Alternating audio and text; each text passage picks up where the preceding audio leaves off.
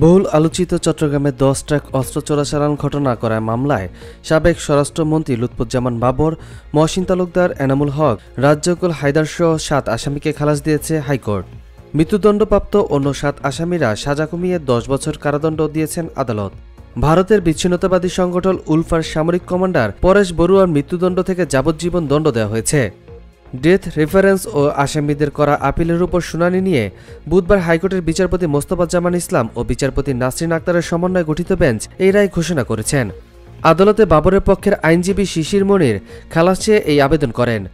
রাষ্ট্রপক্ষের শুনানিতে ছিলেন deputy attorney general Sultana Akter Rubi ও সহকারী অ্যাটর্নি জেনারেল মোহাম্মদ আসিফ ইমরান জিসান।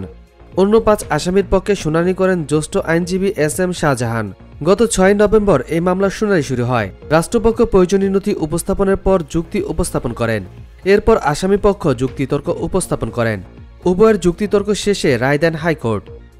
২০০৪ সালের ১ এপ্রিল চট্টগ্রামের COFL এর ঘাট থেকে আটক করা হয় ১০ ট্রাক ভর্তি অস্ত্রের চালান। এ নিয়ে কর্ণফুলী থানায় অস্ত্র আইন ও বিশেষ ক্ষমতা আইনে চোরাচালানের অভিযোগ এনে ২টি মামলা করা হয়।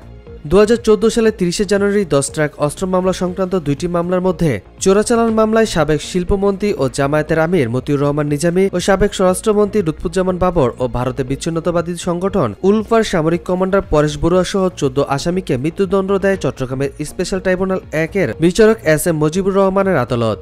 এর মধ্যে অস্ত্র চোরাচালান মামলায় বিচারিক আদালতের রায়ে সাবেক শিল্পমন্ত্রী ও জামায়াতে ইসলামের আমির মতিউর রহমান নিজামী, সাবেক স্বরাষ্ট্র প্রতিমন্ত্রী লুৎফুজ্জামান বাবর, ভারতের বিচ্ছিন্নতাবাদী সংগঠন উলফার সামরিক কমান্ডার পরেশ বড়ুয়া, একই সাথে ২ গোয়েন্দা সংস্থার ঊর্ধ্বতন কর্মকর্তা সহ ১৪ জনকে ফাঁসির আদেশ দেওয়া হয়। অস্ত্র আইনে করা অন্য এক মামলায় যাবজ্জীবন কারাদণ্ডাদেশ দেওয়া হয় আসামিদের।